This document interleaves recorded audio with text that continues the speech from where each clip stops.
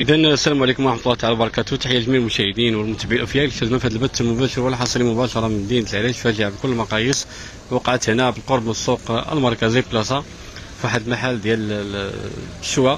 شاب مقتبل العمر من الجاليه المغربيه المقيمه بالخارج، جاو الصديق ديالو هنا على اساس انه باش ياكل الحوت.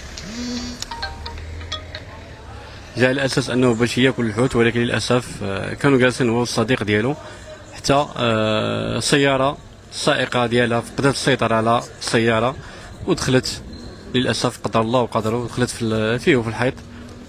الله يرحمه والله يصبر الاهل ديالو الاحباب ديالو. فاكيد انها فاجعه بكل المقاييس اللي وقعت هنا قرب من السوق المركزي بلاصه. تعازينا الحراره الاسره الفقيد، وانا لله وانا اليه راجعون. هنا في هذا المكان بالضبط تم نقله على وجه السرعه الى المستشفى الاقليمي للمني من تلقي العلاج. صوب الانفاس ديالو الاخيره بانعاش. الله يرحمه والله يصبر الاهل ديالو الاحباب ديالو. فيما فتحت السلطات الامنيه المختصه تحقيقا حول ظروف وملابسات هذه الواقعه وهذه الحادثه اللي وقعت هنايا. اذا الله يرحمه والله يصبر الاهل ديالو والاحباب ديالو. فاكيد انها فاجعه بكل المقاييس.